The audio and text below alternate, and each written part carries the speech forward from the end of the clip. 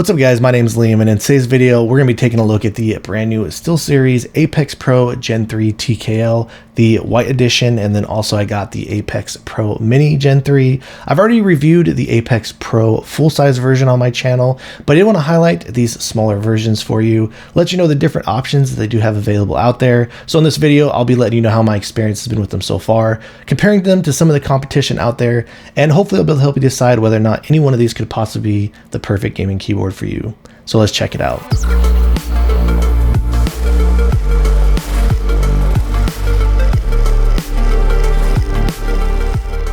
And before we get started today, I did want to let you know that these were sent out to me. However, everything you'll be hearing in this video is going to be my own words and my own opinions. Included inside the box, they did both come with some documentation. The Apex Pro Mini, since it is a black keyboard, it did come with this black cable, USB Type-A to USB Type-C, as you can see. Same thing over here on the white TKL version, but it does come with a white cable. And then the TKL version also did come with a wrist rest. The build on this, the bottom of this does feel like it is plastic. It does have these rubberized feet, but this entire top portion that's wrapped all the way around here does feel like this is a piece of silicone. All right, first off, we'll take a look over here at the 60 variant. Really simple and straightforward, as you can clearly see. This is low profile and it does have the exposed keycaps down here.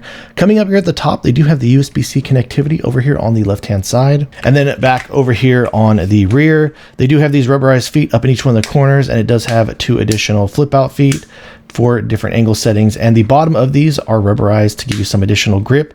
They also do have this flap down here in the bottom middle that is rubber, and right down here they do have an additional keycap puller. So pretty nice and convenient, but aside from that, this is just a bottom plastic case. And then coming over here to the white TKL version, pretty much the exact same type of a design, where it does have this low profile down here in the bottom front with the exposed keycaps. The one difference is it does have this screen up here in the top right hand side. When I did review the full size keyboard, it also did come with this screen. It does allow you to make adjustments to this keyboard on the fly, where you can do things like turn on or off rapid trigger. You can even make adjustments to the actuation settings, and then you can even do things like turn on or off the SOCD functionality, and then obviously you can do things like adjust volume control with it. There's even an additional button right over here that you can use to toggle on or off music if you're in the middle of gaming and you wish to set it up to do so. But pretty much the same type of a build as the 60, as you can see coming up here in the front, where you do have the USB-C connectivity over here on the front left hand side. And then the same thing I'll show you really quick over here on the rear, where it does have these rubberized feet.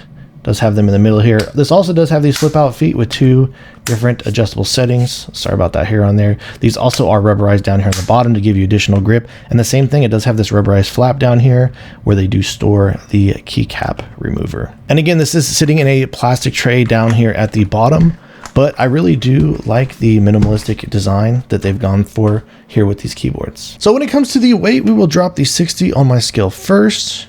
Looks like we got it coming in at approximately 688.1 grams, around there. Putting the brand new TKL white edition on here, looks like we got it sitting at about 919.1 grams. Here's a close-up shot of the keycaps that do come included. These are shine through, and they do have a little bit of a bluish tint to them. I've already gone over these switches in detail on the previous video that I did on the full-size keyboard. These do have a Gateron labeling on them, and I do like the way that these switches do feel. There is just a little bit of stem wobble there though, as they're sitting up here normally like this, and then once you actually do press into them as well, you do notice just a slight bit as well. But the actuation on these, they do feel really clean and crisp. And the same thing still applies to this TKL board that did apply on the first one, where all of these switches right here in this center portion of the keyboard are the Omnipoint 3.0 switches. These ones up here at the top, they are a different switch. So this entire top row, and then over here on this right side, these switches as well, these are not magnetic switches, so you do not have the rapid trigger capability on these outside switches. The stabilizers do come included in here. They do have some lube in there, but it is a very small amount, and this actually is screwed into the base, so all these screws are just right up here. You can just simply unscrew them to remove the actual PCB out itself.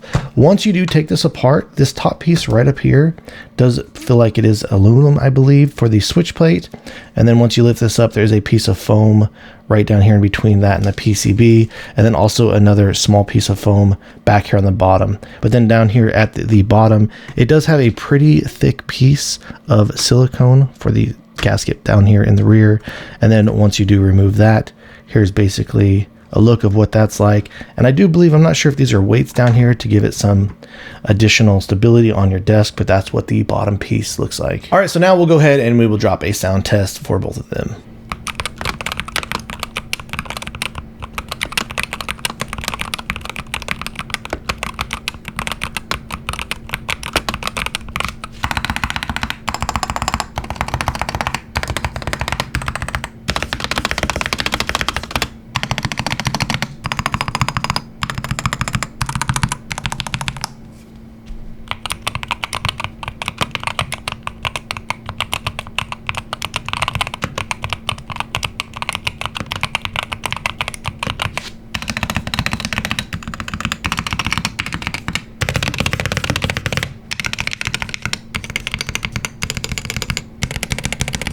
Here's a look at the software you'll need to use to configure this keyboard. One thing you want to do is come down to this engine button, and if there is ever an update for the firmware for this keyboard, you'll do it here. You can come over here to this Prism tab up here, and this is where it allows you to make adjustments to the RGB settings. There are some presets over here, and you do have some additional options over here to make any type of adjustments.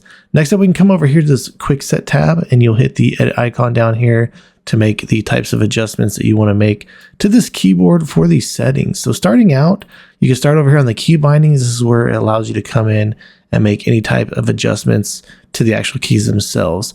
Next up for this actuation, once I did get in here, it had all of these keys selected. You can come in here and individually select each key if you wish to make the adjustments to them separately, or you can just drag, pull, and click like that. Then once you have the keys selected that you wish to make adjustments to, this is where you can adjust the actuation. And here's where you can toggle on or off the rapid trigger. So you can either hit this to turn on the rapid trigger for all the keys, or you can just come in here and individually select keys if you only wanted to have rapid trigger on just a few selected keys. This does allow you to make adjustments in 0.1 millimeter increments, and you're allowed to go all the way down as low as 4 millimeters. So 0.1 is the highest sensitivity for the actuation. Next up over here, you have your rapid trigger options. And what you can do is the highest setting is also a 0.1 millimeter actuation. You can also make adjustments in 0.1 millimeter increments all the way up to 4 millimeters. This does not allow you to individually adjust the press and the release of the rapid trigger sensitivity. And then next here, they do have their version of SOCD, which they refer to as Rapid Tap. Really easy to set up. I do have it currently set up over here on the A and D key. I've been testing out the stability and the accuracy on both of these keyboards by enabling all these keys at a 0.1 millimeter actuation, and then the rapid trigger sensitivity at 0.1, the highest sensitivity possible on both keyboards. The TKL has been playing out fine for me. I haven't noticed any issues. With the Mini, I've been noticing a small issue where at times just random keys will be pressed if you're not even touching the keyboard. This is something that I did bring up to SteelSeries, and they are working on a fix for that, so hopefully that should come out soon. But it shouldn't be something that you should have to worry about if you're going to be doing all the keys at a higher sensitivity and just having your WASD at like the 0.1, for example. Another thing I did want to bring up to you guys is when I reviewed the original full-size Apex Pro Gen 3, I did notice an issue with the inputs on the keyboard that seemed just a little bit odd to me. I'll show you an example of what I'm talking about really quick. So if I were to press down on the S key and hold down on it, that is the speed at which you see the letters go across the screen. Now, if I were to do the same thing on the S key, but instead of, I'm just going to kind of feather it. So what that means is I'm going to slightly press down on the key. I'm not going to completely release on it. I'm just going to go back and forth in the middle actuation of the key to try and kind of feather and play with the rapid trigger. And what you should see here is I do get just a bunch of just like random inputs that will just randomly shoot across the screen there at a very high-paced speed. You can notice this in your gameplay, and especially if you're typing, if you're being slow to press down on the key and not fully releasing on the key as you're pressing it. So just something I did want to bring up to you that I still notice being an issue on these keyboards as well. Next up, you do have these dual bind options. I'm not going to get too into this. I've already gone over this in the past. They also do have these meta binding options as well. And then last but not least, you do have different options in here for the LCD display, where you can actually come in here, upload a file to put your own type of a custom image on here. And the final thing I did want to mention is once you do make any type of adjustments to this keyboard itself, you need to make sure you come down here to the bottom right hand side to save any of these settings after they've been applied. And as you can see, there are different types of configs. So if you wanted to set up a different gaming config, for example, and then a separate one for just your regular typing mode, this does give you these onboard profiles over here to the left side to be able to configure them each separately as well. When it comes to performance, I did test this out with my solenoid rig and my high-speed camera. A disclaimer I always like to put out there is the results of these tests. There's a bunch of different varying factors that can ultimately alter the results of these tests, so do keep that in mind. I was, however, getting a similar result from the first time that I did test the full size against the Wooting 60HE. They were kind of going back and trading blows. I did do the test both 10 times on the press and release for both the keyboards, and with this result when I was testing against the 60, the Wooting did come out slightly ahead, winning 6 out of 10 times on both the press and the release. All right, guys, so that wraps things up on the SteelSeries Apex Pro Gen 3 keyboards, and I pretty much just have a same opinion from when I originally reviewed the full-size one. But what SteelSeries was able to accomplish here for a complete package, again, I really like the minimalistic design on this. Keycaps that come included with it. I myself, I do prefer these shine-through keycaps, and even though the software is lacking a little bit compared to the competition out there, these Omnipoint 3.0 switches, the fact that they collab with Gateron to create them, I'm just a huge fan in general of Gateron switches, and taking all that into consideration with pretty solid performance that you're going to actually be getting out of the final result of these keyboards, I do feel like SteelSeries has done a solid job here with the Apex Pro Gen 3, both on the TKL and on the brand new Mini. So if you have any additional questions or feel like I left anything out, please let me know in the comments down below. If you've enjoyed watching this video and are interested in seeing more videos like this in the future, please drop this video a like and subscribe to my channel. And thank you guys so much for watching. I look forward to seeing you in the next one.